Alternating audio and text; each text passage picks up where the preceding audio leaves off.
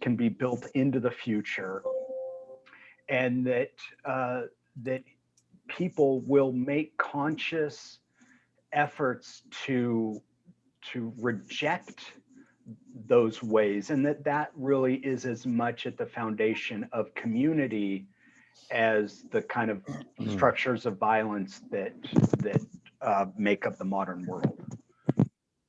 Wow.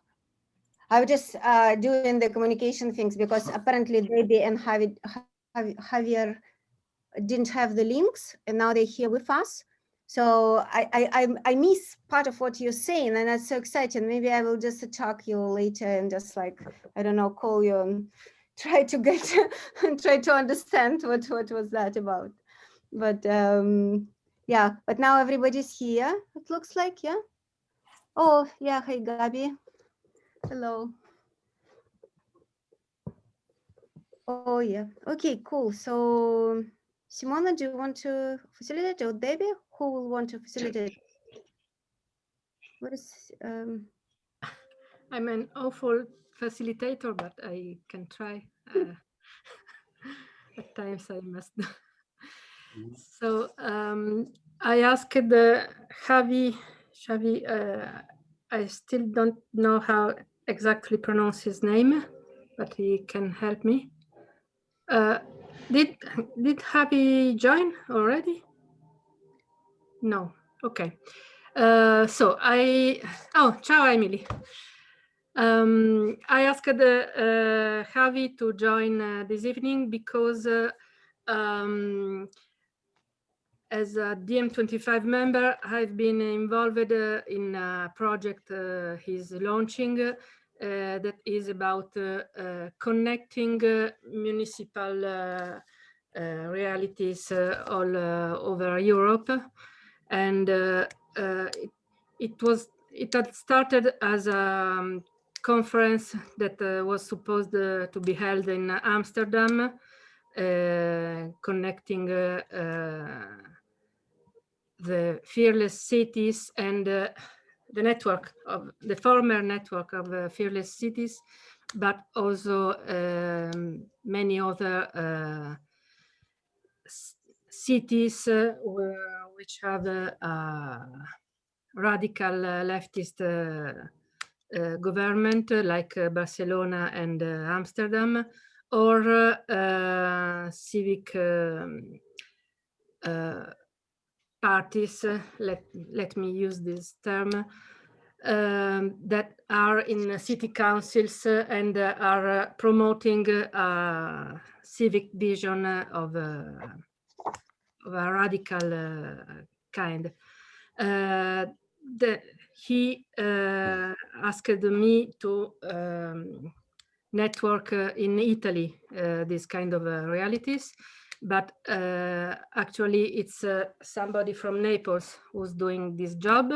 And I asked Emily to join. Emily Clancy was with us tonight, is a city councillor of Bologna, and she's a member like me of Coalizione Civica, that is a most interesting and very important experience of civism, of municipalism in our town.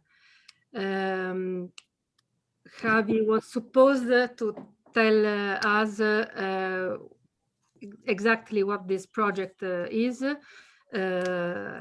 So I can just give you a very poor description. It's a series. He's here, you know. He's here now. So Xavi, please help me in explaining what's the project about. Javi? Yes, sorry. Can you hear me? Can you see me? Yes.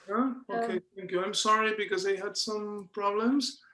I've been sick week from Tuesday until today, and I was not checking my email. So today I opened just the emails 2 hours ago, and I didn't find the link.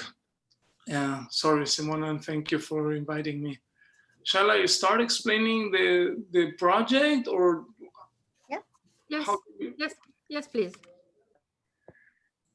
tell me how much, Simona, sorry that I ask you directly, but could you tell me whether it's necessary that I explain a bit about myself, or do people know anything about this?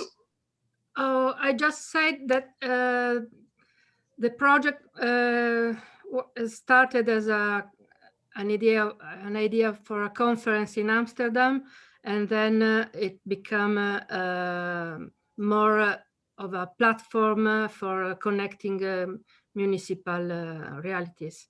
But that's all. So everything is up to you. And I didn't say who you are and who do you come from and so on. Okay, tell me how many minutes should I speak to not make it too long, but also to give you how you expect, how much for this introduction?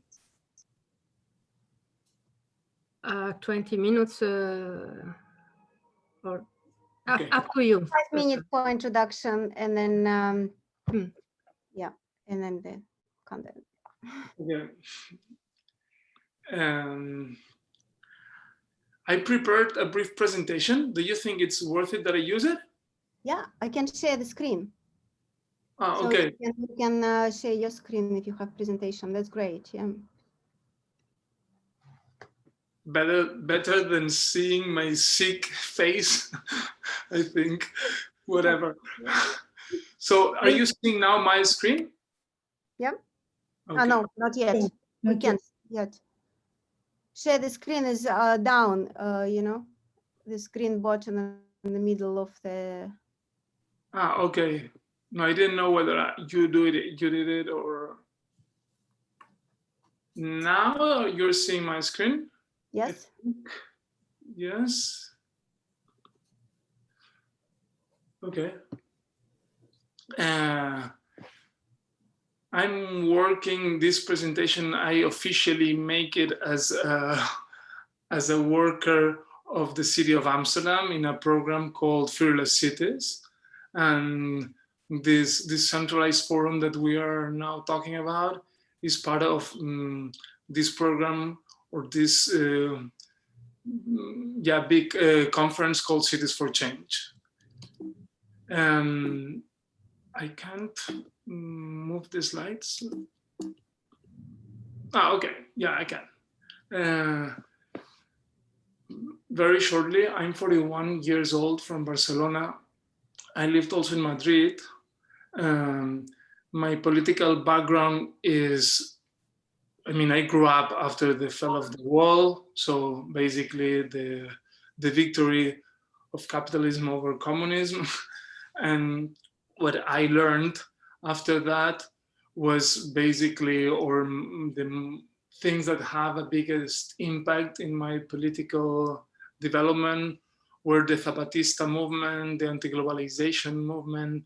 I was part of some squads, some social centers, neighborhood associations, this kind of very grassroots groups. And at some point, when I was part of La PA, this anti-evictions platform that was led by the current mayor of Barcelona, at some point we started thinking about creating Barcelona en Comú. We were actually thinking about jumping to formal politics, which is something that we never thought about, of course. And we did it. I assume that you know something about that. And we won the election, which was a very funny and also unexpected victory.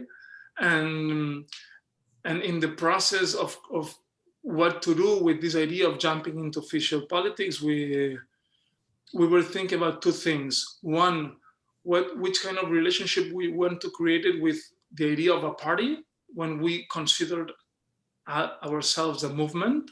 So this idea of in and out is something that was always there.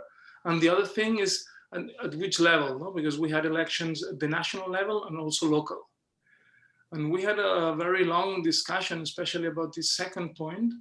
And we finally decided to do it at the local level, But it was not only political reasons, which also, of course, were there, but also logistical. I mean, we were not seeing ourselves able to organize something at the national level.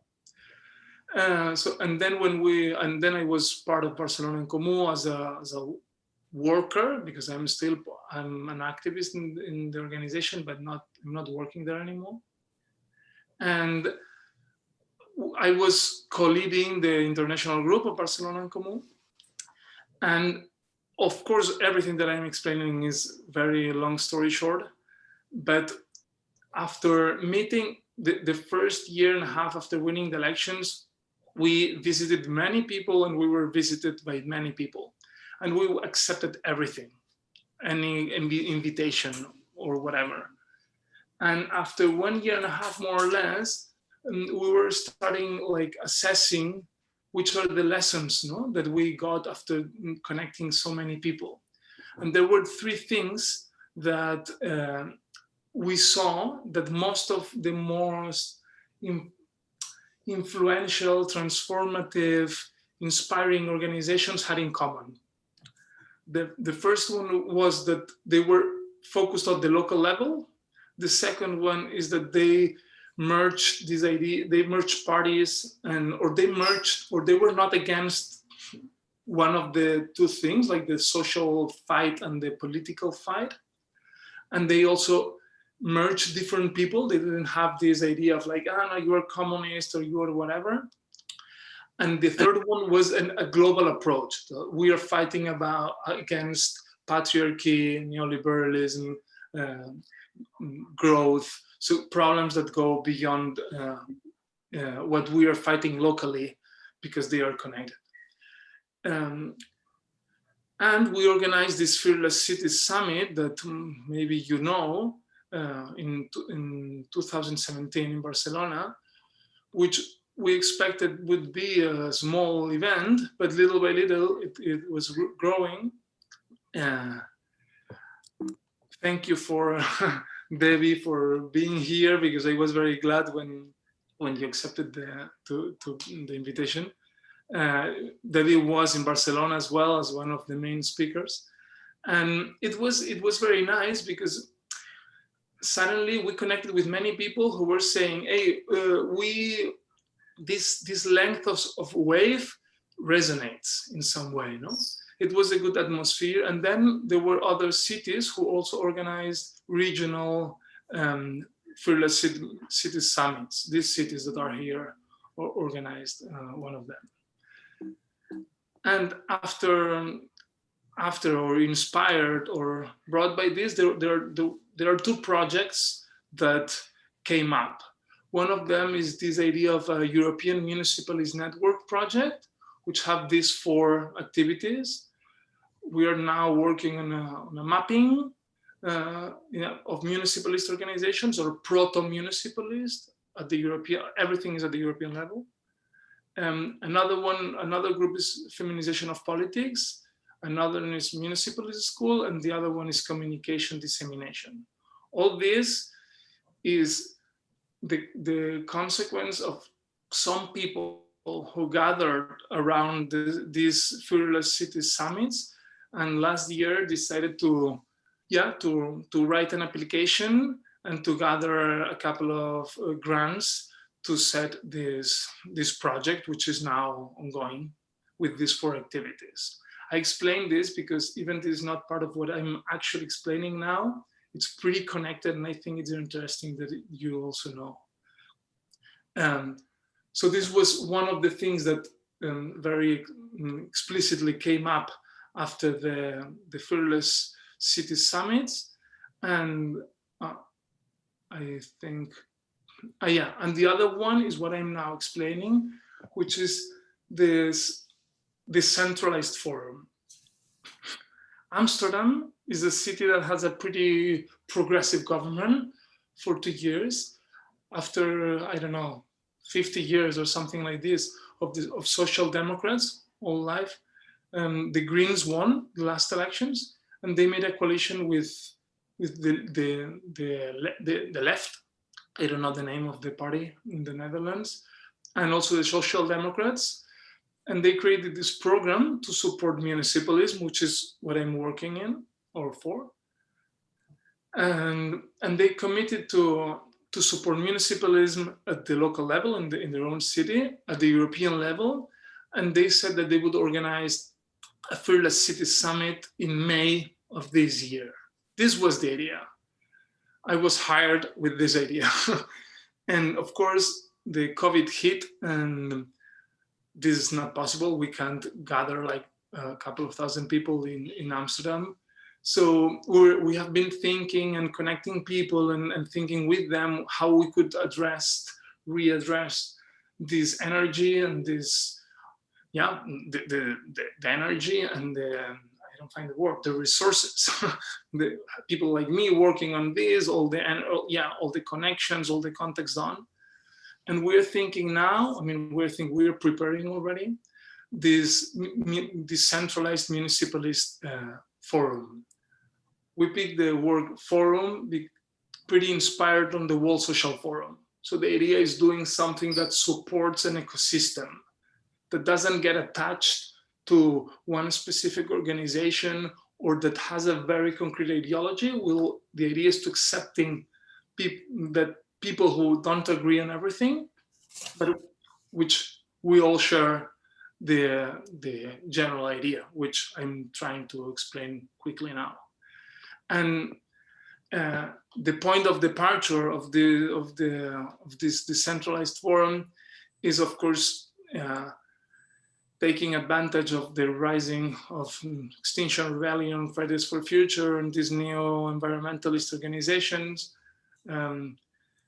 seeing what's happening and how the pandemic is managed, but especially where this comes from or why this became such a crazy pandemic, and all the, unite efforts. We are in general in a pretty critical situation if we talk about the left in general in the world.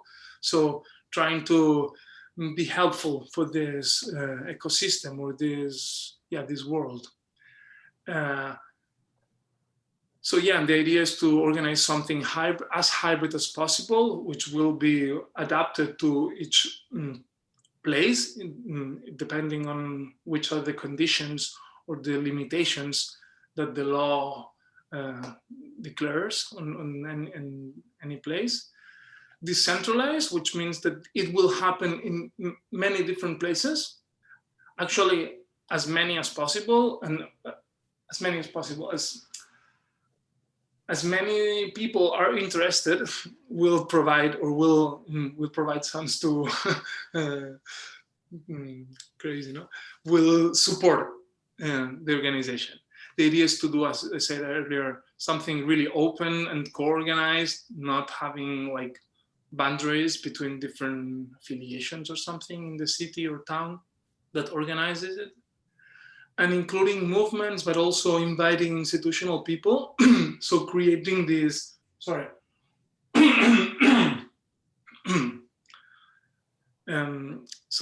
creating this space in between the institution on this age, which is one of the things that we think is more productive. And as I said, that it would be useful for the ecosystem. The framework, the internal framework for the people who we are talking to, like you, which is not the words that we will use publicly because communication has to be different sometimes, is that we use the concept or the idea of transitions, so that we, as a point of departure, it's clear that this system has good and bad things, but now it's not working anymore, it's not responding to the needs that we have. So we need to move, we need transitions. No? Colonialism and racism towards equity, I'm not gonna read what it's written, but these three concepts. In the last one, the three first are very clear, I think: patriarchy towards feminism or neoliberalism, and growth towards sustainability. The last one, it's clear that we are consumerist and very individualist, and this is also a psychological problem. And towards, we said community, but I would also like to write spirituality. But I sometimes don't do it because I know for some people, this is also something a bit weird, or that politically it's not clear. But I really think that we need something, some anti-ego thing that makes us part of a better well-being and more connection. And the outcomes of the thing, of the forum, would be the idea that people locally get organized, and we support each other by doing this in many places, so that each group would in some way be helped by the others, by the fact that we do it together. And also something that we are missing a lot, I think, which is the vision. Something that we see, or one of the conclusions of this time that we have been thinking how to shift the idea of the conference, is that we lack how the society of the future that we want looks like. And I always use the example of Diego Rivera, this Mexican painter. I don't know whether you know him, who in the 30s, he was Frida Kahlo's partner. And he painted big murals, which in a society in which most people couldn't read was very, very impacting and politically, because people could understand what socialism or some socialism-like system would be. And we need this. We need to put some visions in people's mind.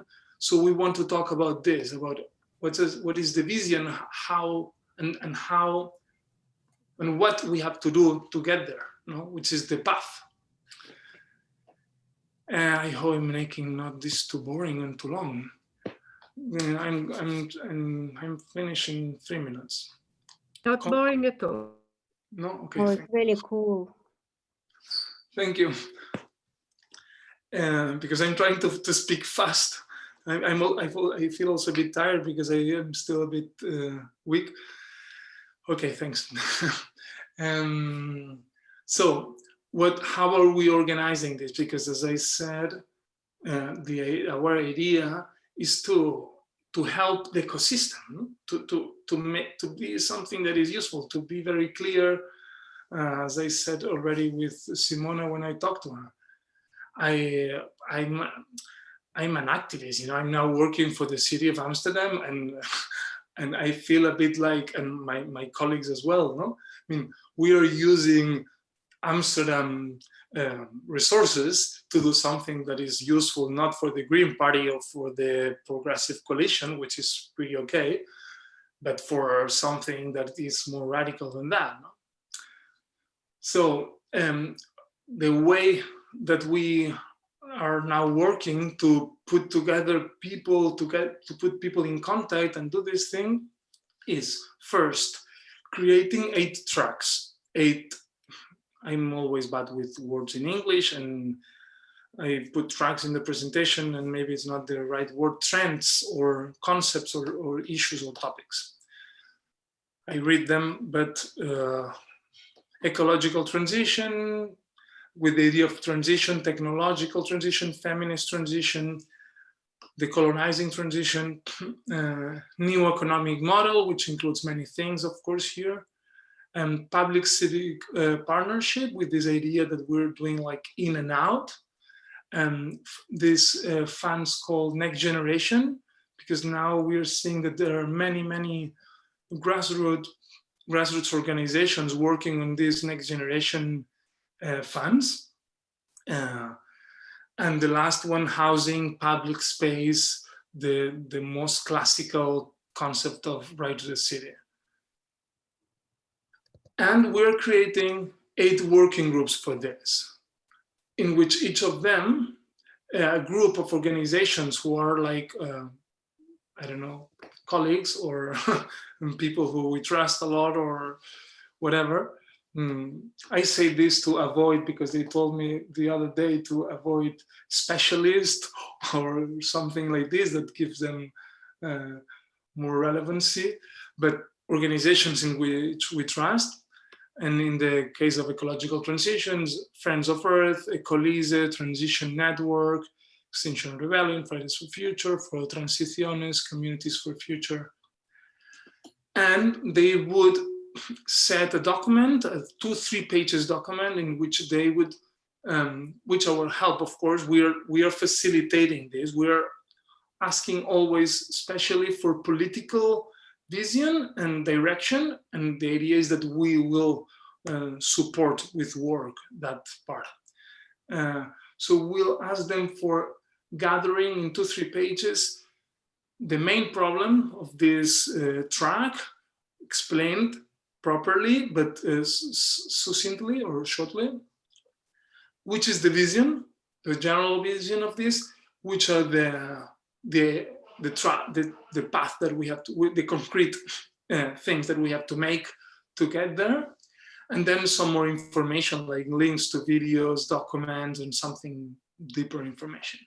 And then we'll go to all the groups in different cities and towns who are interested in organizing a local forum, and we'll present them these 8 tracks and say, hey, are you interested in organizing this? If you, we offer you that you could use the idea, this local forum in the way that is more useful for you in the context of your city. Some people have elections and they want to be strong in putting some issues on the agenda for the elections. Some other people don't have elections and are in a different total moment. Maybe, I don't know, at the national level, they are very far-right party and they want to organize this in this way, or as an example that I know very well, or a couple, after a bad experience in the last years, different municipalist organizations are not gathering and they could use this for doing this. We asked them for something pretty basic, which is accepting that we would organize 3 basic workshops, one about feminization of politics, which would organize this working group of the European Municipalist network that I told you earlier, and another one which would be Municipalist for Dummies, and another one about these next generation funds. And then they'll organize, here it says we will organize together, but on demand of the local groups, as many of these 8 tracks as they want, but with the local actors that they will want, or connecting, or in the maybe organizing debates, or maybe more a round table, or more can be different formats of this, no more like a course, or we have a list of different ways to organize an activity, but nothing that you don't know, of course. And the idea would be then that they would accept these 3 basics, that then they would tell us which of the 8 tracks they are interested on organizing something at their city or town, and then they would also add whatever they want. As I said earlier, could be something, another activity, another debate or whatever, but could be also something internal. I was referring earlier to the situation in Madrid. In Madrid, we had Carmena as the mayor for 4 years, and after that, the movement imploded. And now there are different groups who call themselves municipalists in Madrid, but they are not still talking to each other. And we want to, they want to use this to get together and have internal meetings that not even we as Amsterdam would participate in. And for all these, we offer 2 things. An online participatory platform, which would be the CIRIM. I don't know whether you know this. It's what the Barcelona City Hall and many other cities are using for participatory process with the citizens. but we'll use it to connect each other and so we'll pay this part so that you can have your program there and you can, yeah, it's some sort of a website in the end, but it's better because you can connect and you can see much easierly what other people are doing as well in other cities. And also a Zoom, or we still didn't decide, whatever, a video call program, so that they can do it without paying or without having to find something else. And I finish, yeah. And the other thing is that we'll organize a final event with the presentation of the mapping process that we are working on, what I explained also earlier about the European Municipalist Network project. We'll have a closing plenary, which we will ask all the participants, all the cities, and also all these expert organizations. I know I should say expert, but you know, which will participate in helping local firms to organize whatever they need. And maybe we're talking about a decentralized action, which could be cool, you know, in different issues and topics, but at the same day, or something coordinated that make it cool. And I think that's it, because I don't want to make it too long.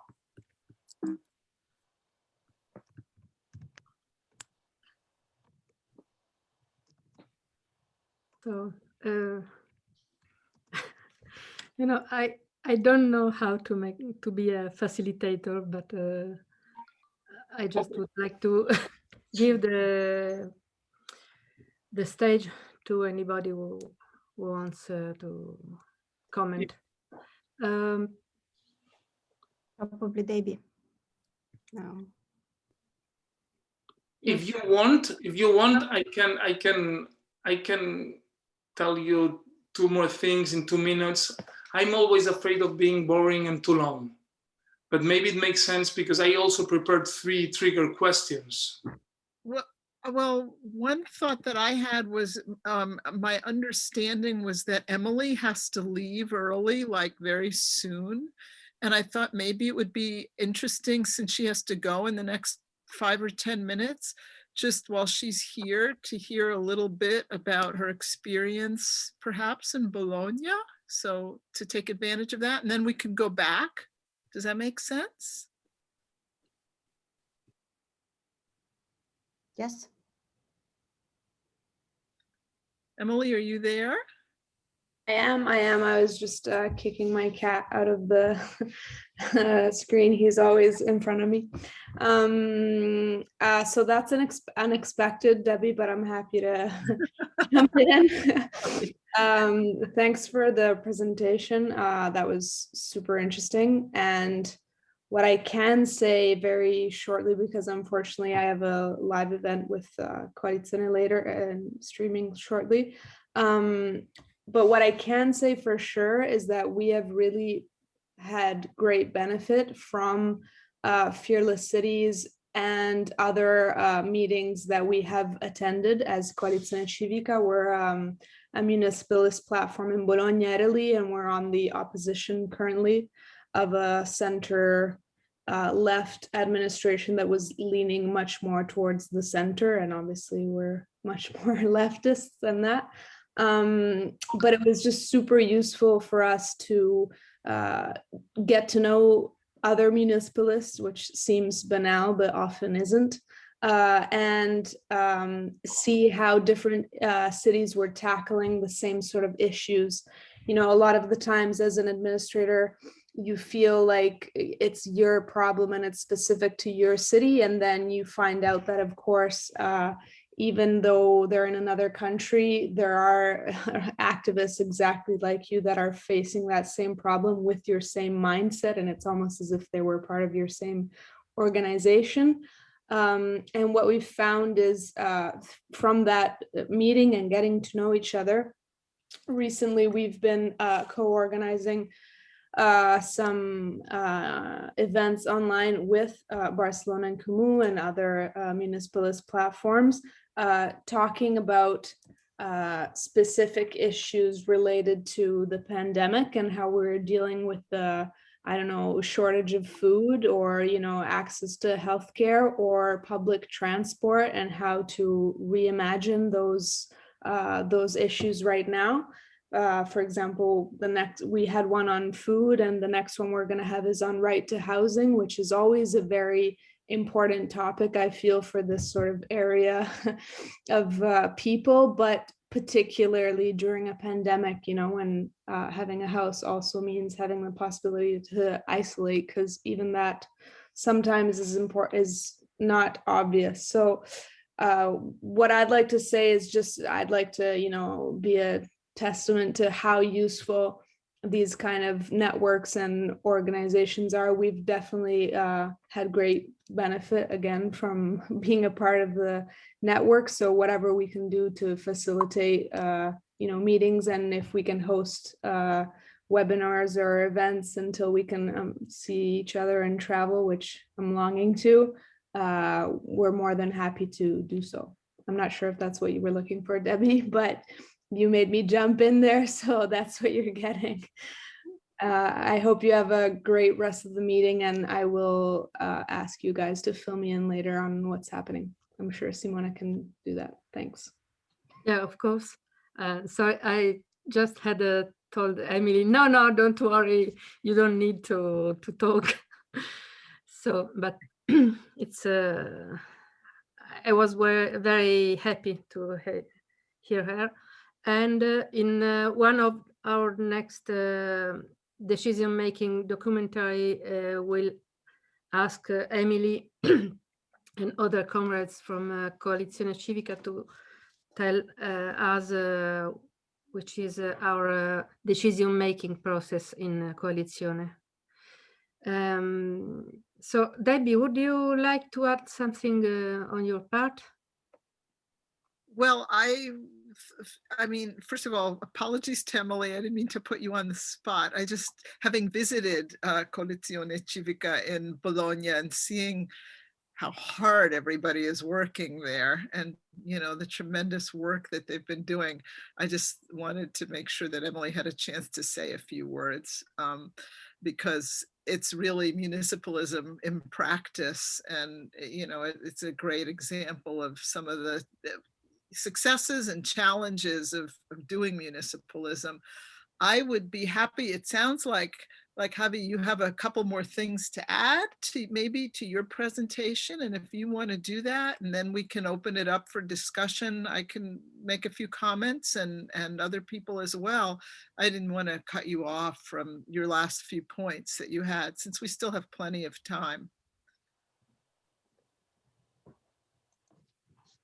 Okay, thanks both Debbie and Emily for your words. And I just wanted to, can I share the screen again? I think I can, right?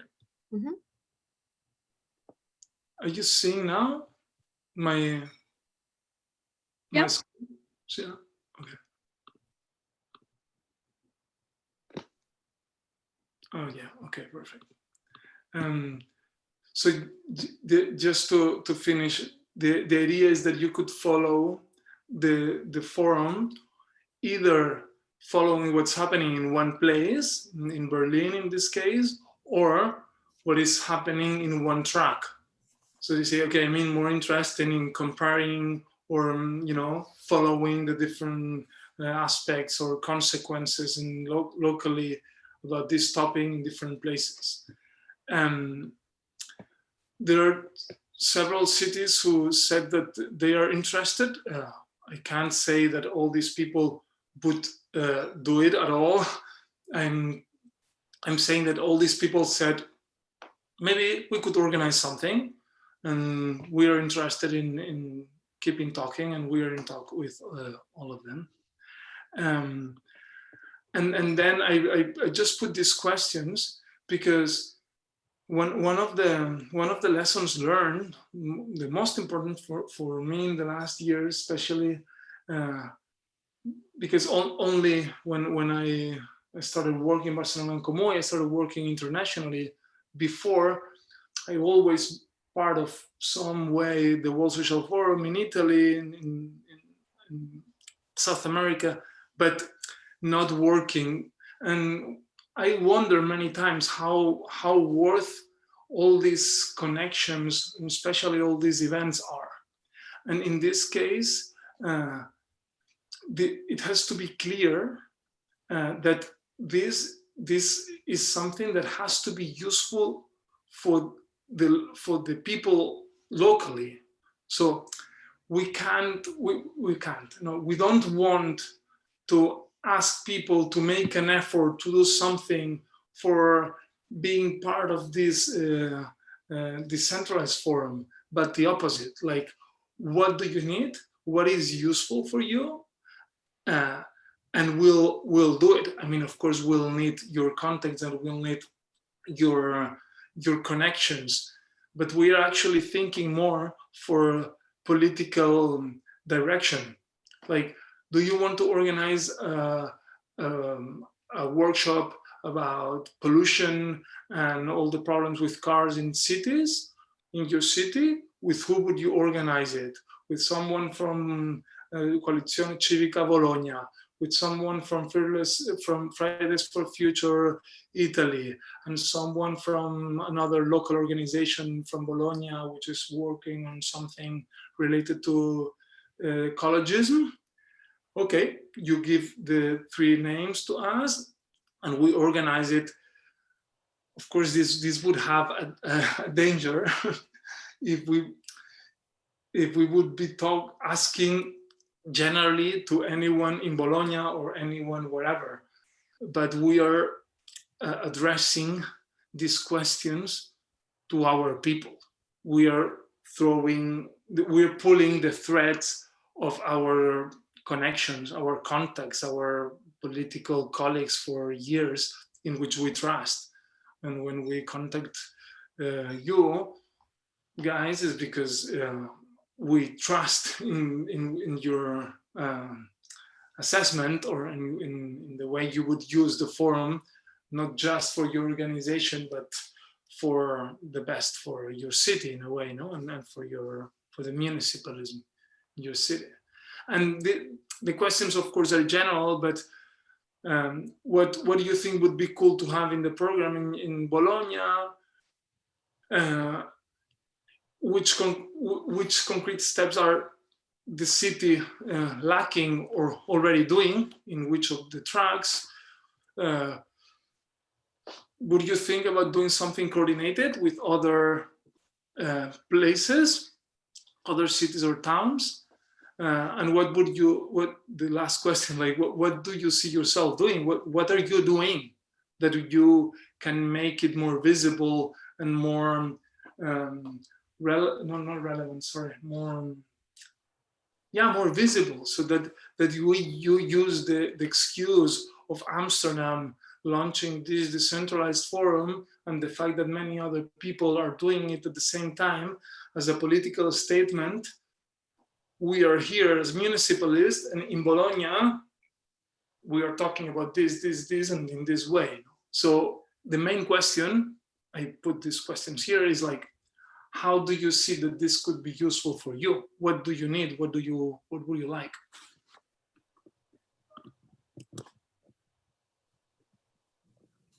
And now I shut up.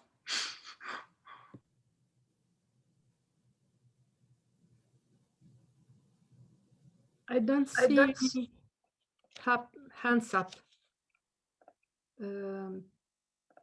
So if anybody wants to say something, just jump in. I had one question.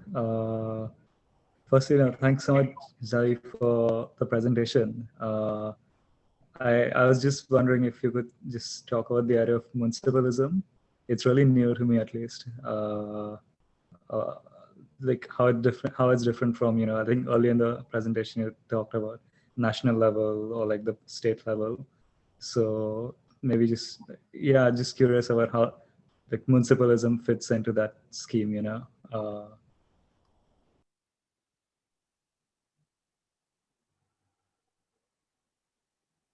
Shall I answer, or yeah? Yes, please. I'm not sure. Yeah, I'm answering, and then if the question is what municipalism is, I will not be able to actually reply properly, but because I think municipalism is playing different roles at the same time. It's a vision, it's a practice. So there's people doing municipalism, but at the same time, and I think as Debbie said earlier, Bologna is a case, Barcelona is a case, but no one said that their city is municipalist.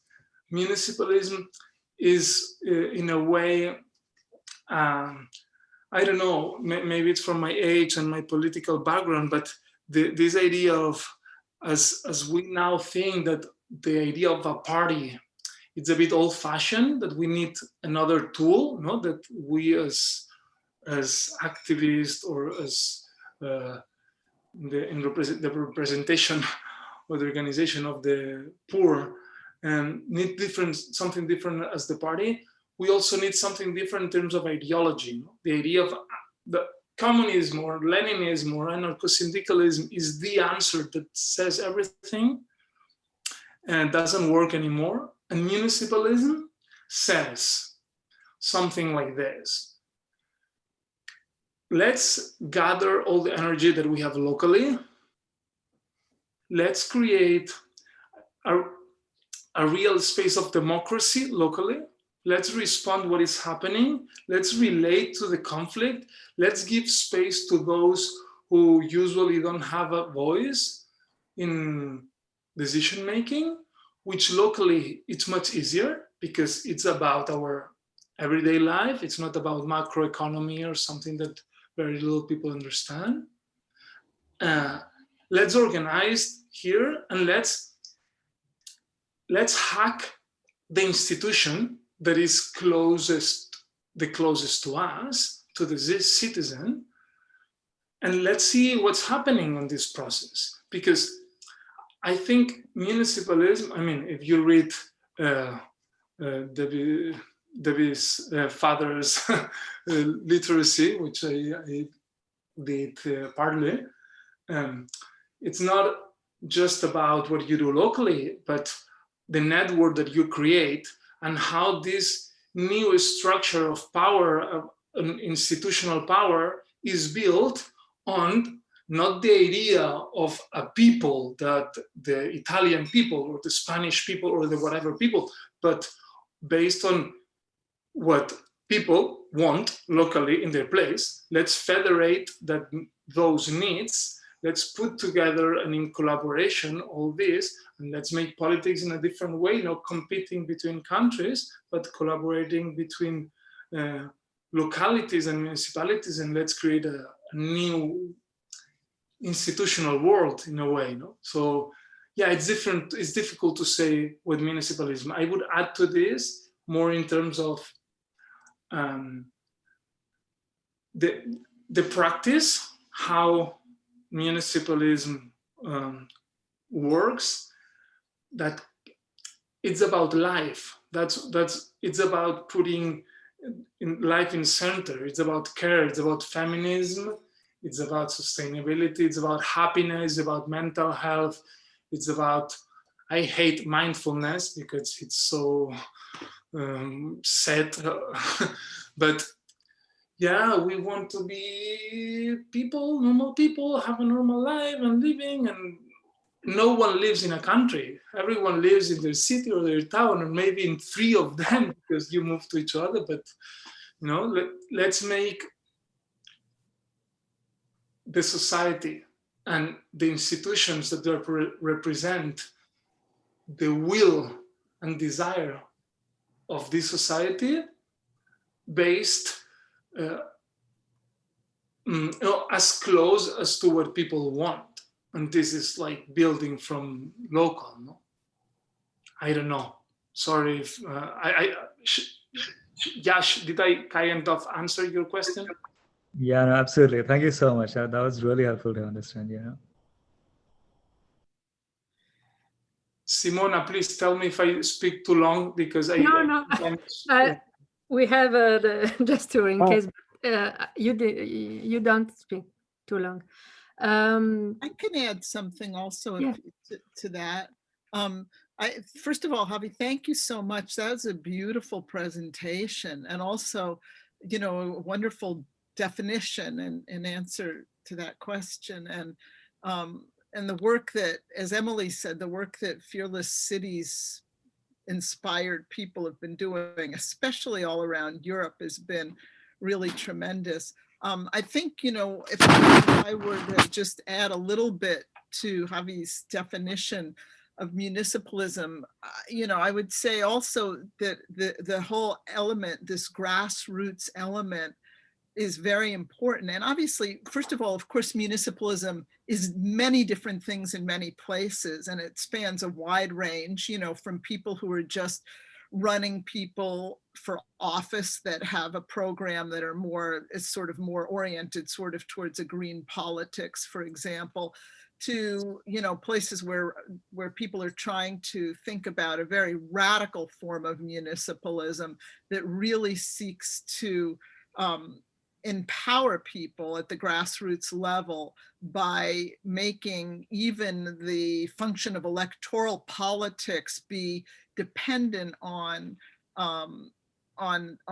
like citizens assemblies, for example, you know, that, and so there are elements of municipalism that call for example, anybody who's going to be a candidate to be actually not self-selecting, but selected by a local assembly. And that means being accountable to them and transparent, and being even, you know, revocable, meaning that they can be withdrawn if they stop fulfilling the assembly's wishes.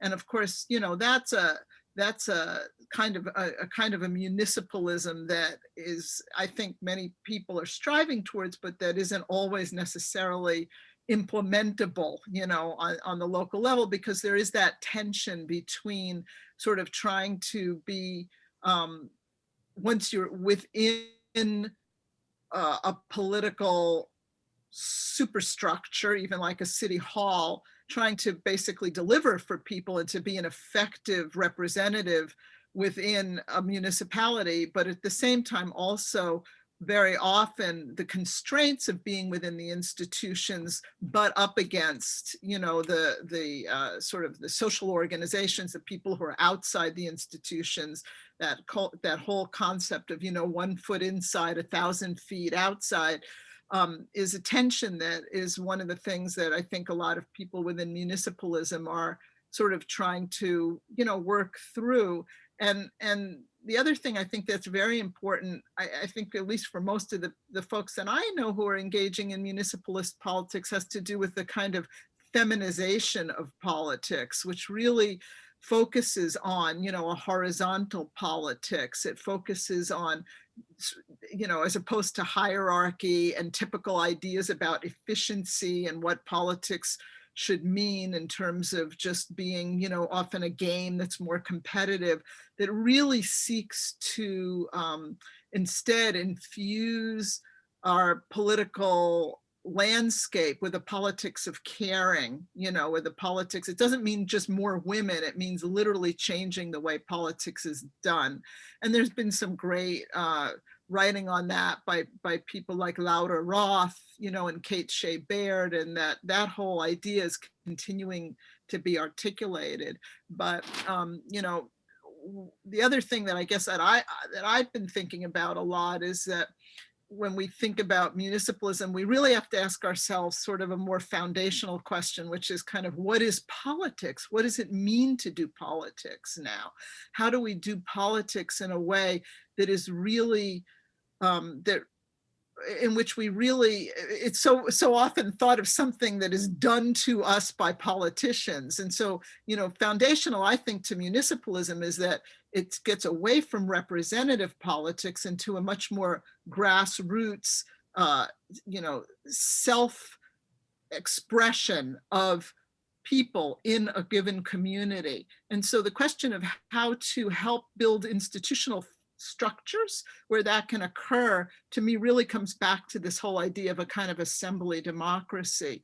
And sometimes, you know, as we get, because there are so many issues that are so pressing to municipalities, you know, transportation issues and air quality issues and food sustainability and all those sorts of things that, you know, that we all know, we can forget that. I think sometimes that you know, one of the really foundational things should really be to get people that sense of empowerment. And that includes education, you know, really so that people feel equipped to make decisions, so that they feel that they can take on the kind of almost moral responsibility of caring for their communities and being engaged in that way. So I think that part of thinking about municipalism also it entails really thinking about what it means to be a political person and how we can interact with our neighbors in ways that make them feel that they can really become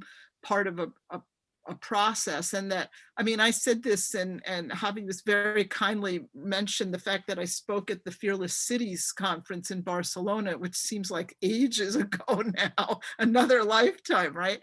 But, you know, I said, and I think this is really important, that in the process of engaging in face-to-face discussion and debate within local assemblies, we really become transformed as individuals, and that in turn transforms the assembly, and it can make it something increasingly powerful. And then as we sort of perhaps select people to go into maybe municipal government, we do so in a way that is far different from just going into a ballot box and, you know, pressing a lever for a candidate.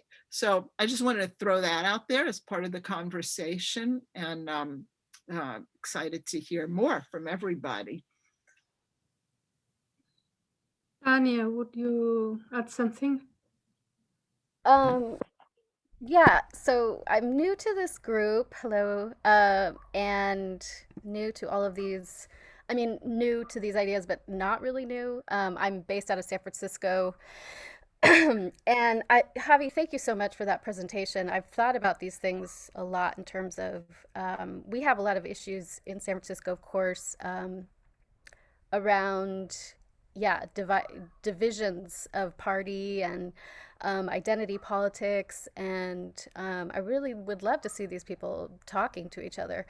And personally, I would love a workshop on the feminization of politics, but I also, on a practical level, like I also see what is happening here is that we have a huge population of unhoused people, and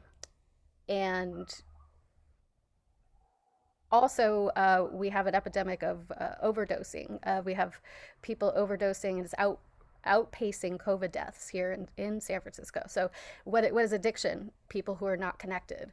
So yeah, I would love to figure out how I can help here in San Francisco. I'm not really sure how I would do that, but I'm you know, I'm an organizer and resourceful, and I've been here my whole life, so I know a lot of people, including the mayor. So anything I can do to help start something here, I think that would be great. Also, we have a lot of racial issues, so I want to make sure that it's integrated, intersectional, all of that.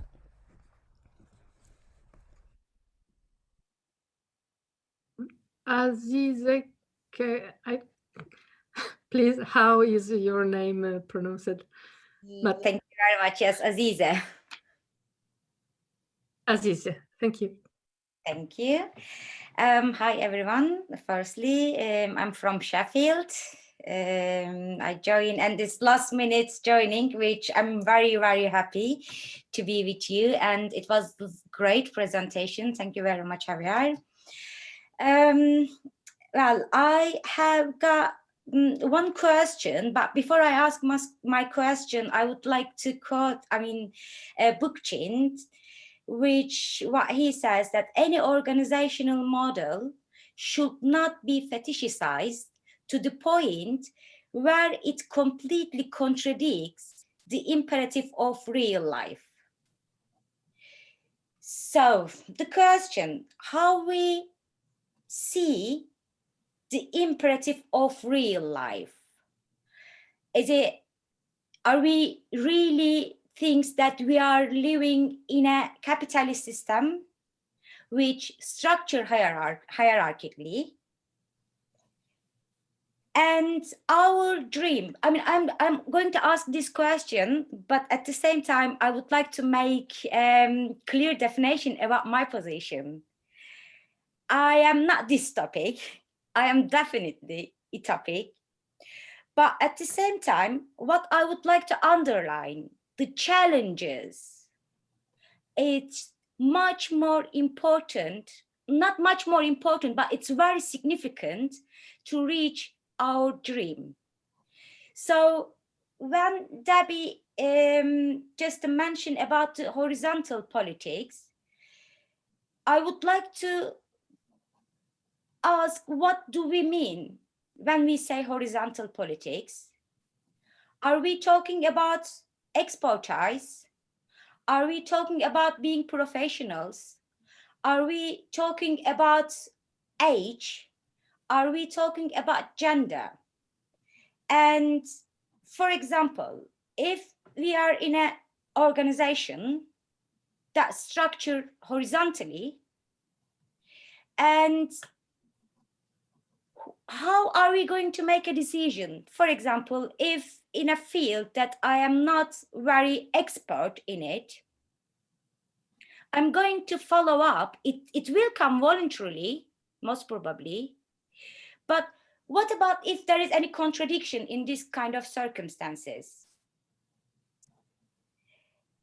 And if we consider that we are also part of this society, which is hierarchical society, and before we go to our neighbors, how we are going to deal with the challenges and the problem that this system that we are giving right now from this system. The first thing that we have to accept that we are influenced by this system. And before I go to my neighbor, first I have to recognize what kind of challenge that I am carrying on my own. So my question, could you please, Javier, and well, to be honest, it's just to everyone. I think what we are thinking about being horizontal, the first things, and about the imperative of real life and our organization, how we are going to make the balance between the real life organization and our dream organization, how we are going to deal with the challenges. Thank you.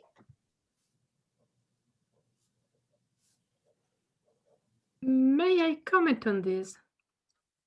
Or is anybody when we thought that Xavi would be too sick to join tonight, we started talking of our next reading group text, that is a text by David Graeber on communism. And he makes a distinction in this text between I don't remember the exact wording, but existing mythic communism and existing communism. And he describes existing communism like a day-by-day reality, while mythic communism is about the myth of a unity of the nation or of the humanity. And as a matter of fact, horizontality is what we have every day. And at the same time, it is not natural. Our groups tend naturally to produce hierarchies, and you need method, and you need to think about how to get a non-hierarchical group. And this is exactly something you can start doing only at a local level with people you meet, or with people, as Benjamin would say, who breathe the same air as you. So there is this practicality. I cannot find a better word of things. And what I find is great in David's work is that he, in a way, makes fun of what we give for granted, of the structures of our society that we all think are natural, and he shows how they aren't at all, and how there is another possibility. This is what is great in anthropology too.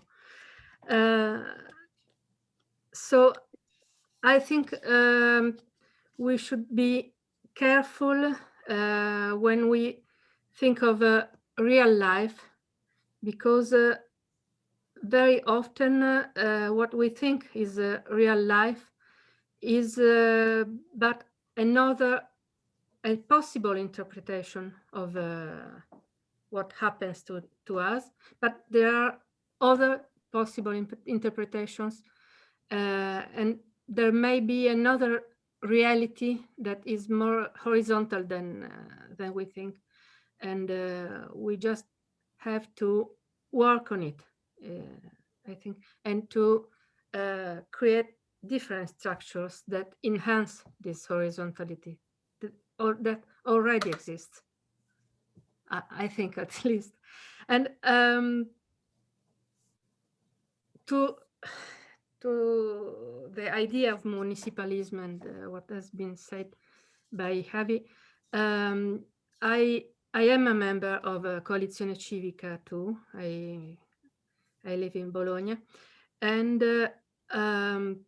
in the last 3 years, I set aside my activism inside the Coalizione Civica because I wanted to work on the project, on the vision, on the hope of DiEM25 as an European level organization movement. Because what I miss in something like Coalizione, that is at a local level, is exceptional. But I think we also need a vision, a stronger vision, that is not just collecting municipal experiences, but that gives a framework of sense of meaning to all the experiences to go forward. And that's why I'm so enthusiastic of the Xavi project, because it provides a way to go forward from municipal experiences, but to create something more than just an addition of municipal experiences. And that's why I wanted Xavi to tell us in this assembly that, and Museum of Care is also something for me that provides this I don't know, this different framework I think we need, that takes inside the horizontality and the local level, but is something else that we need to. And I thought then I'll be quiet, promise. I thought we could have some visual assembly for this. We can connect our visual assemblies project to this Xavi proposal. What do you think about?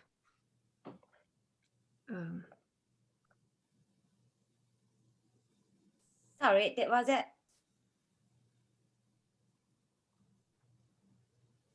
Sorry. Shall I? Aziz, did you want to say something? To add something? Oh, no, I just finished. Thank you. Yeah. So, Bertrand. Hello. Thank you, Simona. Just back to Javi's project. Well, first of all, Bertrand, I'm new here. Very happy to meet you all. Follow some of you on Twitter. I'll get back to that later. I'm based in Paris. And I have a question for Xavier. Xavier, you mentioned Utopia. You work with that association in France. I think it was on the line that mentioned Grenoble as a town.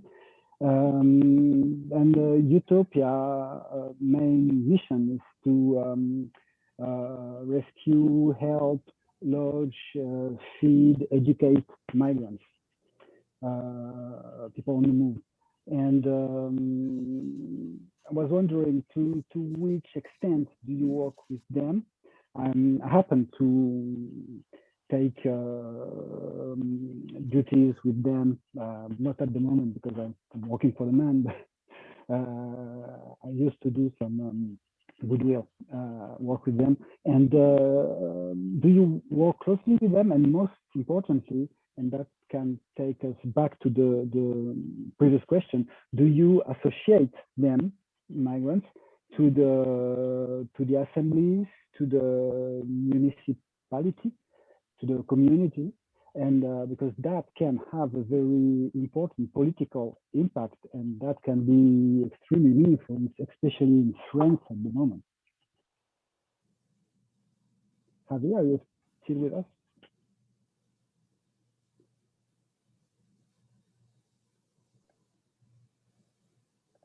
I'm not sure.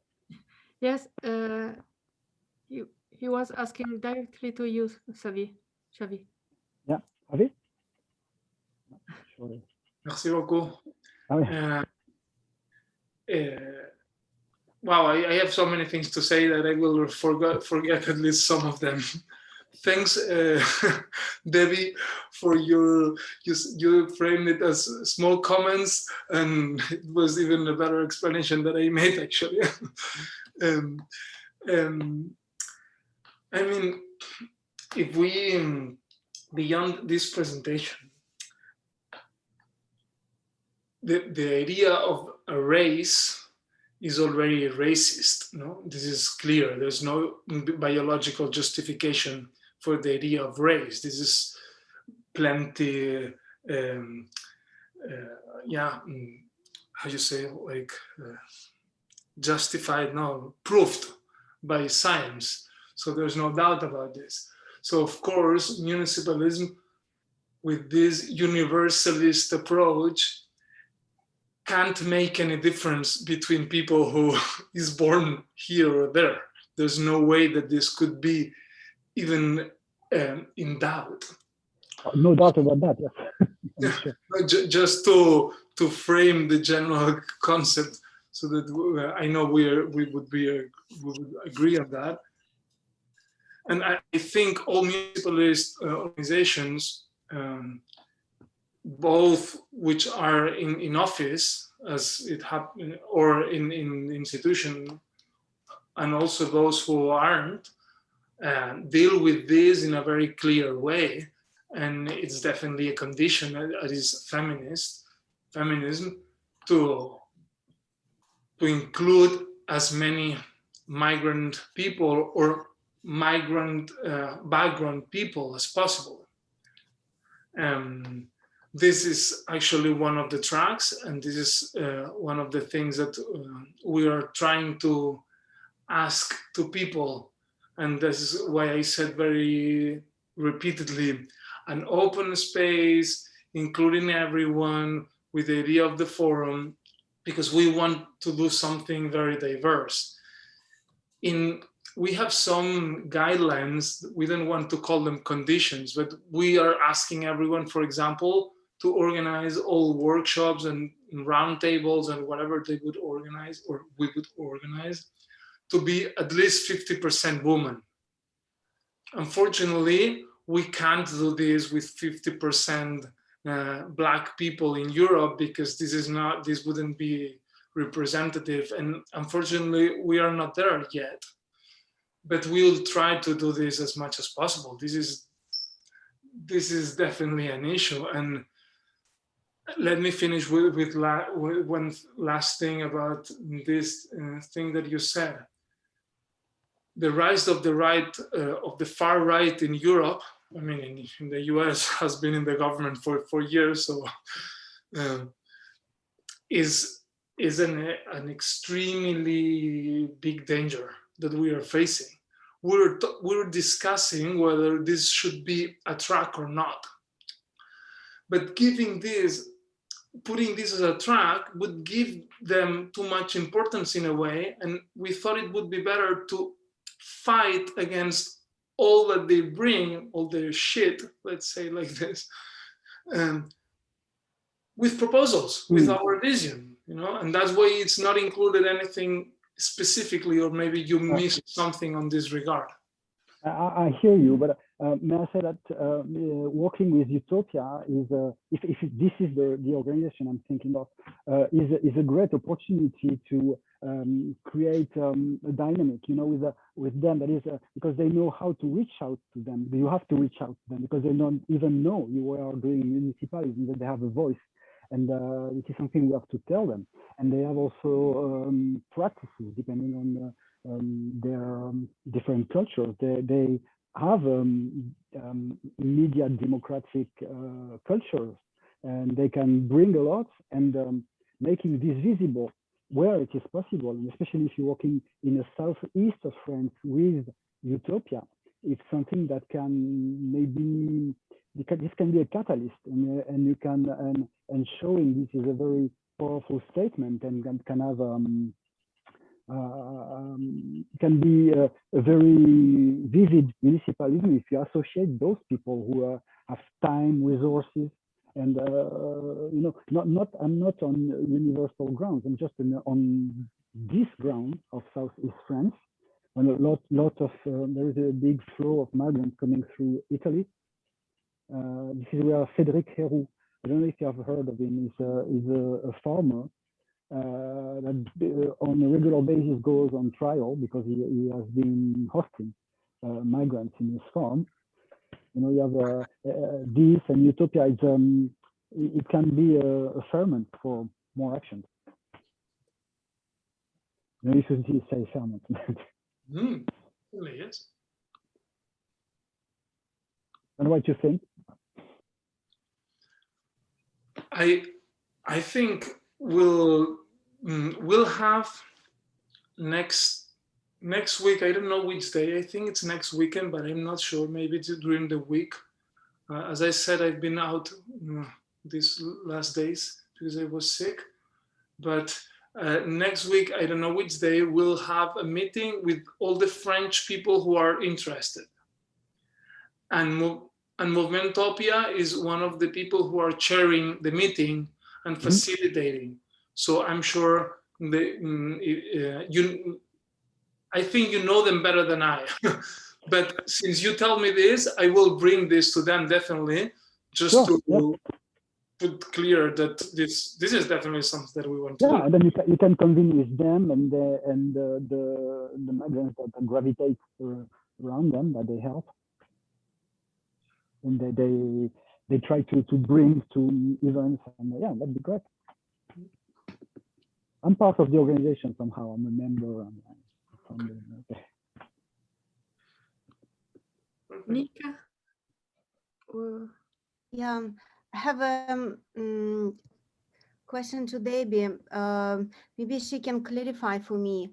what is the difference between municipalism that is in Rojava and the one that is in the US that you were working with, and maybe how it's related to this good government of Zapatistas? What would be the different ways of kind of We making could it spend hours talking about just the Zapatistas alone, of course, you know, and there's a lot of similarities. I mean, and I'm really glad actually, Nika, that you mentioned Rojava, you know, partly because it was so important to David, and also because it does really speak to, I think, even perhaps some of the things that Aziza was mentioning. And of course, Aziza, it's nice to see you. It's been a long time. But, you know, I mean, just to go step back for 1 minute, you know, the concept of sort of engaging people. I want to talk about Rojava, but I also want to do it, and also a little bit in response to what Aziza said, because and also Simona, thank you, because your comments were really helpful and important in terms of talking about what kinds of attitudes, social attitudes, are taken for granted within a society, and how different, you know, those things can be per David, thinking about that. I just wanted to, you know, as he said, I'll give you another quote from Murray. He said, "Dreams are more than party platforms, which are normally violated or ignored." And it makes me think sort of about the whole idea, and this speaks to Rojava, of sort of remaking the body politic itself, and that really has to be a fundamental goal of municipalism. And in Rojava, they're really trying to do that. And obviously, you know, I'm not trying to, I think it's really important not to, you know, put any project on a pedestal. I mean, there's all kinds of issues that occur in Rojava that are complicated and that also have to do with hierarchy and how that's challenged. But in terms of theory and the efforts that they're really making, and especially the women in Rojava, to break down these traditional values that permeate so much of society worldwide, but certainly find expression in the Middle East in particularly oppressive ways with respect to women. So, you know, for example, in Rojava, they say that any body of legislative body has % women in it. And it has to, that any administrative office has to be co-chaired by a woman. And they also, and again, I think as he said there, it sort of speaks to what you were asking. They say that, you know, we're going to make a special effort to overrepresent traditionally underrepresented groups of people. And so, you know, even though, for example, the Christian minority in Rojava is much, much smaller than the Kurdish population, they make an effort to make, say, a Christian woman a co-chair, or a Christian man, not just a Kurdish woman. And so there's all these efforts to try and bring together, you know, to really focus on non-sectarianism. But basically the idea behind what happens in democratic confederalism as a concept is very, very similar to the type of radical municipalism that my father called libertarian municipalism that we see in various places, you know, being not necessarily expressed to the fullest extent. I mean, my father was basically a utopian, and he saw this as a way of building a dual power, municipalism, to challenge the power of the nation state, and ultimately to usurp that power by strengthening the localities so much that when they confederated, they could, in a sense, you know, diminish and ultimately do away with the nation state. In Rojava, we start out with a nation state that is already in complete disarray, and a situation in which the state has really withdrawn. And so that made it much more easy for them to build these institutions of democratic grassroots power. But it still was a decision, and it was a really important decision. I mean, they could have in Rojava implemented a very traditional centralized state socialist type of society, and they did not do that. And it was very important that, you know, the education played a really big role, because in order to get people to feel like they can participate, you have to get them to feel that they know enough. And so, for example, the women's movement, Congrea Star, which is the umbrella women's organization in Rojava, has gone around to basically every village in that sort of, you could say it's approximately a quarter of northeast Syria, and spoken to women and invited them, and they've set up academies and institutes. And so this is really, I think, you know, again, an important process that speaks to the fact that municipalism also takes time, and getting people to feel that they can really become, you know, stewards of their communities, and that, you know, my father used to make the distinction also between policy making and sort of implementation. And so not, for example, if you decide, if a community is trying to decide whether to allow, you know, a new water treatment plant to be built, for example, people can make decisions about that based on the policy. Do we want our drinking water to meet certain standards of quality, without necessarily being the technicians? You know, you can hand over decisions to the people who have the expertise. People shouldn't feel that because they don't have expertise in, you know, in traffic patterns or in air quality standards, that they can't make decisions about their community. So all of those things play a role, I think. And you know, Rojava, I'm really glad that you brought it up, Nika, because it's a really, I think it really is an important model. Especially on the scale that they're doing it. And it shows that confederation is possible, that municipalities don't have to be isolated, and they don't have to be focused only on something within their borders, that they send delegates to the next level and the next level up, and that you can coordinate among, you know, many municipalities and over a very wide geographic region.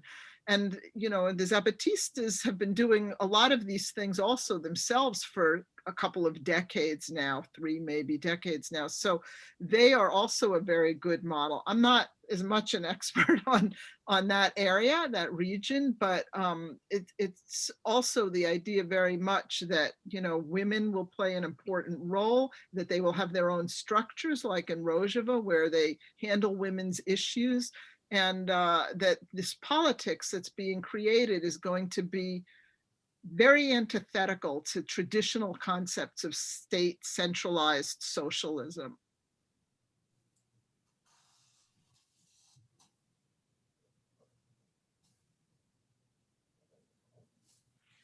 Matt?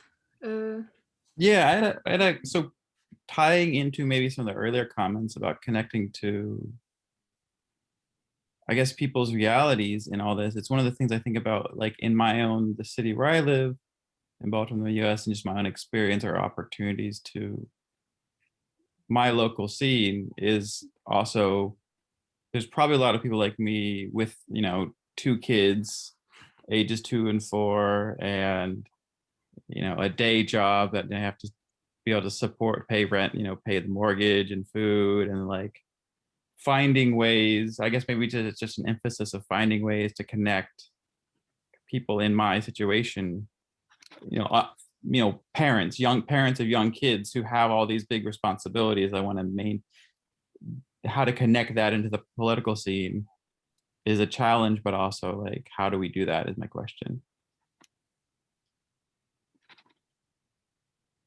Azize, would you? Yes, I always. Shall I answer? Oh. Sorry.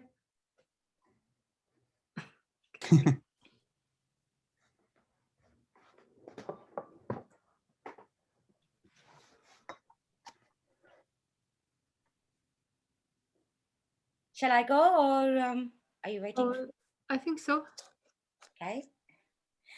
The one thing, yes, it's lovely to see you, Davin, here after a long time. The one point that I just kind of emphasize being horizontality, to be honest, to kind of get into the Rojava, and also not being critical, but being realist, because the municipalism, as also Nika, she mentioned about that, in here, having municipalism, it's different, and the municipalism in Rojava, it's different. And if we are talking about, if we are thinking the circumstances that Rojava has been facing since, I think, 2012 now, and one thing what we know, they have to militarize to defend Rojava. And if we are talking about militarizing, being horizontal, the one thing is possible, and the other thing is necessary. So that's why being horizontality, it's not key point all the time. And at the same time, being horizontal, it's not only now, not only radical left, they are really looking for it. Even management organization, they are trying to be horizontal. It's just because being more productive. So being horizontal, it's not all the time is the case. Yes, idealized work and how we dream the world. It's again, like going back to, as again, Bookchin says, the organic society, as they are horizontal and egalitarian. Yes, being egalitarian is the key. But as long as, if as a structure, if this hierarchical relation, it's not really lead to the domination, then is there any problem, particularly considering the military, like defense military? And again, this is another things, like for example, in the UK, it used to be called as the Ministry of War, but now it's called Ministry of Defense. So how we are going to balance these kind of things? I mean, that's why, as David also mentioned about that, like many anarchists, they still think the PKK or YPG or YPJ, they are coming from the Stalinist and Marxist background, and they are hierarchically, and I mean, yes, they did come from this kind of background, but what is going on in Rojava? It's definitely, it's great opportunity for the radical left. I mean, it's definitely opens a space for all of us who really dream that this utopia. And as Debbie also mentioned, yes, there is challenges, and there will be challenges, of course, but there is great improvement, development as well, that we need to really hold it. Thank you.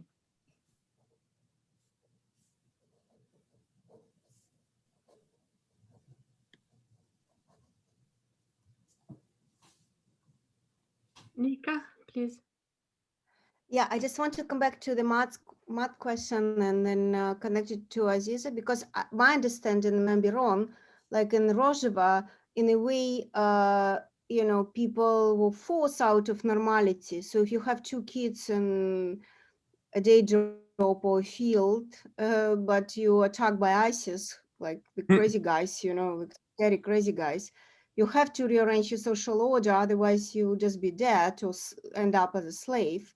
Yeah. And so I think that's what really, in a way, forces revolutionary situation. But in Europe, I don't know what Javi will answer to Mark, because in Europe, people are kind of in a sleepy mood. They are still living in this patriarchal national state. And the maximum they do is just going to make a campaign, trying to push the government to rearrange themselves somewhere up. Like in the UK, everybody was hoping for the rearrangement that with Corbyn, that ended up quite sadly with Corbyn being expelled from the Labour Party. So how do we what would be the ideas for us to involve normal people in the times where is everything, despite the pandemic, still looks like normality? I think that's a much better way to phrase my question, Nika. Thank you. But yeah, it gets to that exactly. Go, Javi. Can I say something? Yeah. I mean, first of all, in my total humbled opinion, because this it's impossible to answer this question in a, so just connecting this with a couple of ideas.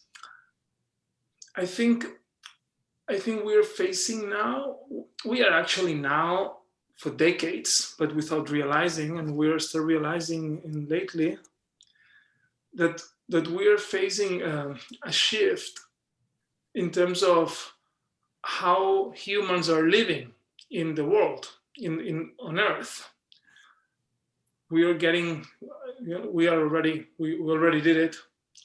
We reached the limits of the Earth, and this also affects culturally, and it's also about the approach. Young people are beyond some of the things that we are discussing now. And I consider myself a young person, but if you talk to someone who's 18 or 20 or 25, political parties, these kind of institutions, they know, they don't know what they want, but this is definitely not the answer. It never worked for them. They never saw this working. I say this because I'm convinced, not because I know something that you don't know, that the new world is coming. This sounds too generic, but in 100 years, in 50 years, the world of most people, the life of most people in this planet will be pretty different, or very different. And one of the keys for this, for changing this in a way that things go as we like or as we want, is that politics is not something done by others, but politics is the management of your everyday life. Mm-hmm. Changing what politics is the main idea, is the main concept, because we can't keep fighting between Italians and Spanish, or between Catalans and Spanish, or between whatever. There's a new concept that is coming, and I think what Matt brought up in terms of how can we involve normal people, or how normal people like us, because I consider myself as a pretty normal person, also with the kid, I think it's based on our life, on putting us, not each of us ourselves. It's not about an ego thing, but as a collective in the center, our life, our way of relating. And this sounds maybe for some people too simple, but this is what it is. And for me, and this is the other thing that I wanted to share, municipalism is a tactics. It's not an ideology in the old concept. It's a non-labeled or a non-ideological ideology, if you want. Is something that defines a path, which is let's collaborate. Let's create communities around ourselves wherever we are. If you work in a museum, do it in a museum. If you work in a kindergarten, do it there. If you spend many time in your house or in the building, create a community with those people. And from those communities, with collective intelligence, let's spread this collaborationism. I don't know what this word in English, this collaborative approach of life, which is not capitalistic, which is not patriarchal, which is not racist. Like, let's, and this is something that municipalism offers in this context, showing some victories, which is something that in the left, lately at least for a couple of decades, we see very little. And this is something that I think is very important, because municipalism is an opportunity. It's a narrative. It's a way it's a way of getting organized, and it's sharing a vision. And now I connect with the third idea, and I finish with this. The idea of the forum is something that wants to help these things happen. Of course, you suggested explicitly, Simona, that maybe it would be interesting that you would collaborate. And I would tell you, what do you do? I mean, of course, if I think about David, I never called him just by his name, but because you all do it, because I think you knew him, or you know his production much better than I now say David. I think you can bring many things, you know, and I think it's clear from my exposition, but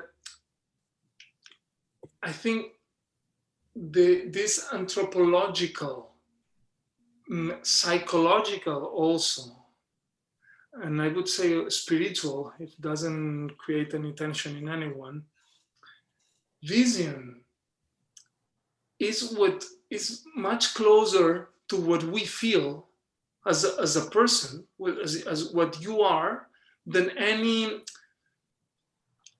old ideology.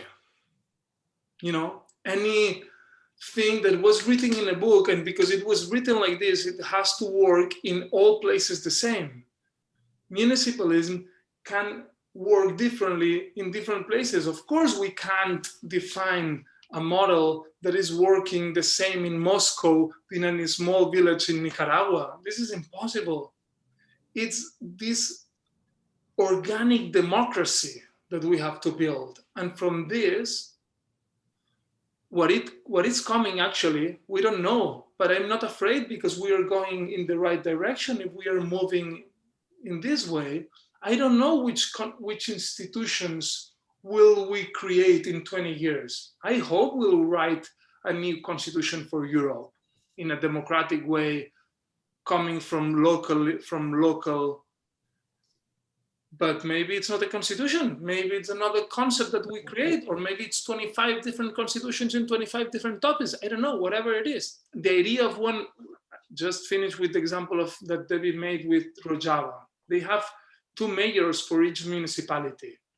Why 1? Why 2? Why not 15? Or why different numbers in different places? Why don't, you know, this idea of creating a new politics with small p, not capital P. Sorry, I get excited and then I don't stop talking even less. Sorry. If I may, let me jump.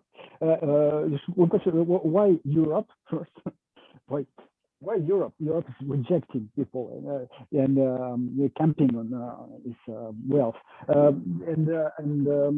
Also, I think Nika had a very good point when she said, I think this is somehow among what you say, amidst what you said, that it's where organization meets large administration. That we don't know how that will hinge or change or chemically work. You know, I was just thinking that in France we have these very large mutual organizations like social security, things like that. That at the basis were mutualists. That this is not very far from mutualism, because at the beginning it was just a community of workers that put money in a pot to hedge from illness, old age, things like that. And these are these are huge administrations today. But the very spirit of this, and this is what the state is trying to encroach, the very spirit of this is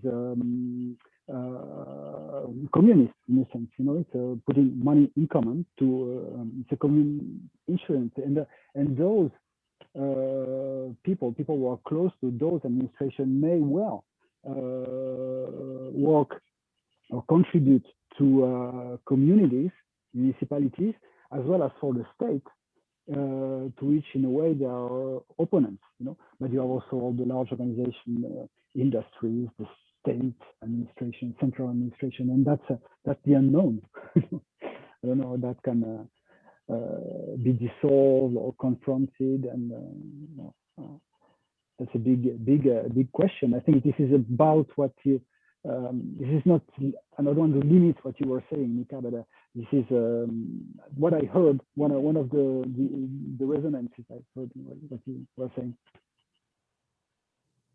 If I can just respond to what Javi was saying real quick, that I like that idea of it being open and practical, and what actually the immediate thing came to mind is like using that kind of limitation of time and need as the opportunity of even like, as my son goes into kindergarten next year, trying to find that the school as like a closed library, right? Like, you know, my kids grow through a pair of pants so quickly that they don't, you have them, and then what are we going to do with these pants? But I'm sure other kids could use them. I could use other kids, like just something very practical and simple of sharing that and creating community based on that. That can then grow to other things, connect to other things. But like, that's a need that I think regardless of, you know, political perspective in my neighborhood, families could definitely appreciate. So I guess that's maybe a better way to look at it, is that need, and that what opportunities that need creates. May I? Or is well,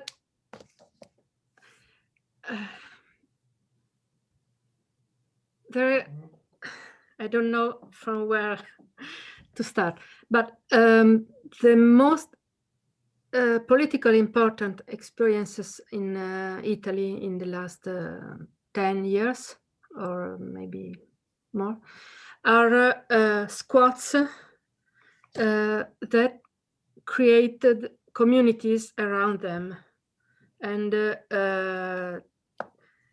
your example of kindergarten, Matt, let me think about it. There was in Bologna an experience of a squad that organized kindergarten and activities for the community, and it produced a real shift in the political orientation of the neighborhood, and it was a very important experience for the neighborhood. And in Naples, the squats have been recognized as commons, as common goods. The major De Magistris managed, knowing very well Italian law, to give them a legal framework that says if you take a space that has been abandoned and you use it for the good of the community, then you are legitimate to take this place. And my computer is running out of battery. Let's hope nothing happens. So you really can start from a very small place, neighborhood, and change the way, and change politics, change the general mood of the place, and do something really new, and in a rather horizontal way. In these squats that have become commons, hierarchies have emerged actually, and also other group dynamics that are very sad but interesting. And I hope to get somebody who can tell us about them in one of our documentary. Nevertheless, this is an experience that really changes and that really answers some questions at a rather concrete, practical level.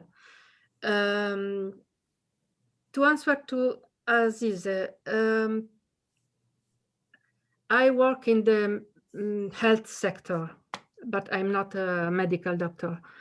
And the relationship between the medical doctor and his patient is a case study for relationships of trust and for the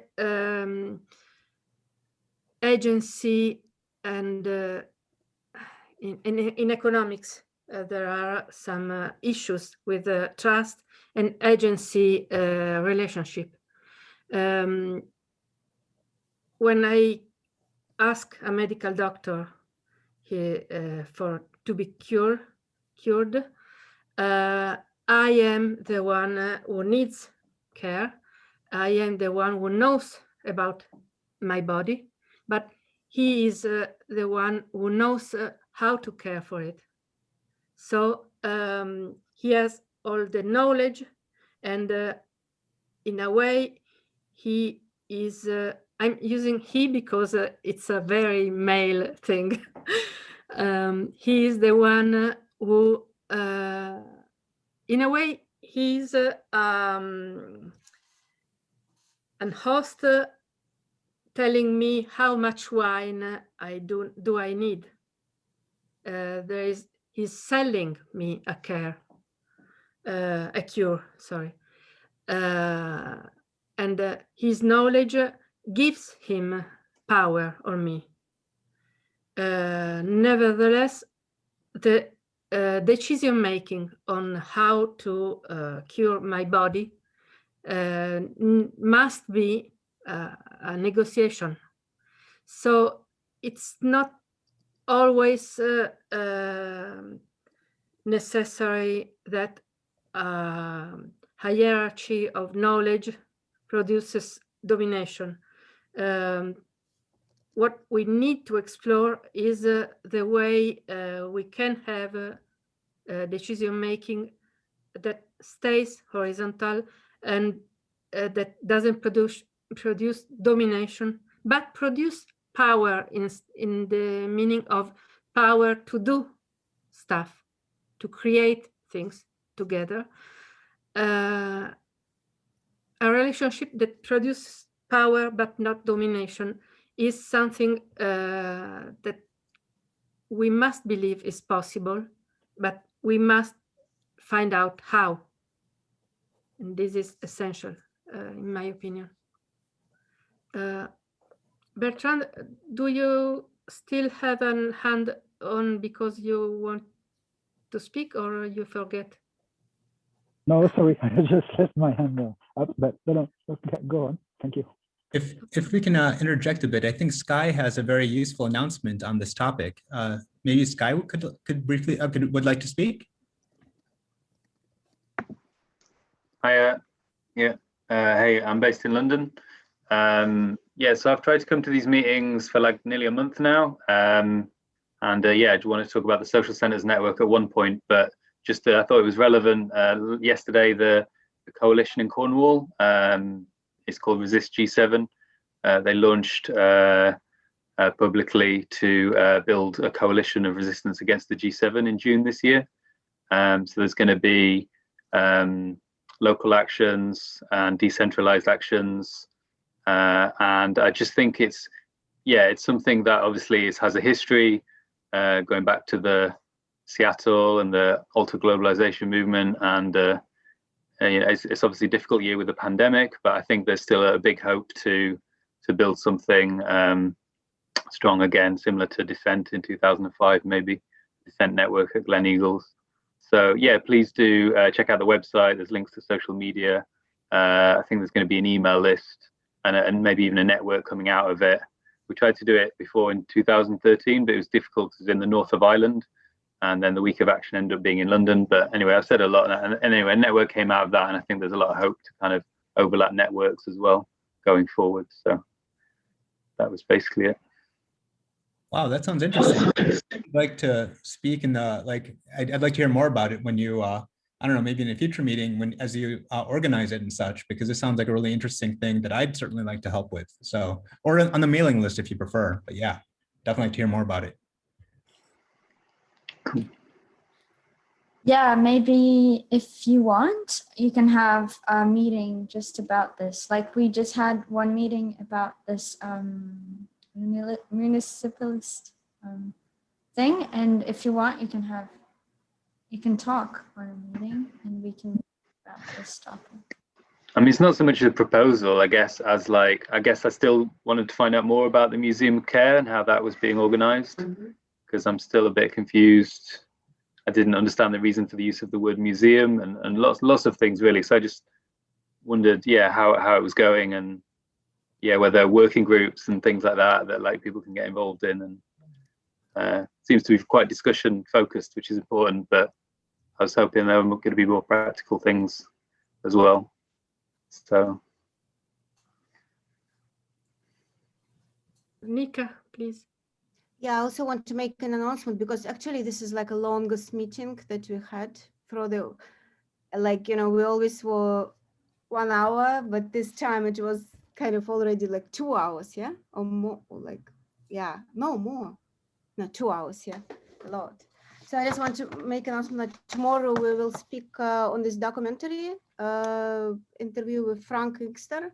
He's one of the longest members of autonomous movement in Germany, and one of the people who set up original Antifa also in Germany. Now he is working in Rosa Luxemburg Foundation in Berlin, and a long-time friend of mine and David. So whenever we would be in Berlin, we would hang out with Frank. He also an academic and wrote a book about money. So it's tomorrow, not at 1 o'clock like always on Saturdays, but at 12 GTM. And Frank we can ask him questions about how autonomous movements were making decisions for the documentary. Yeah, I think it could be interesting. He's a very kind of fun character.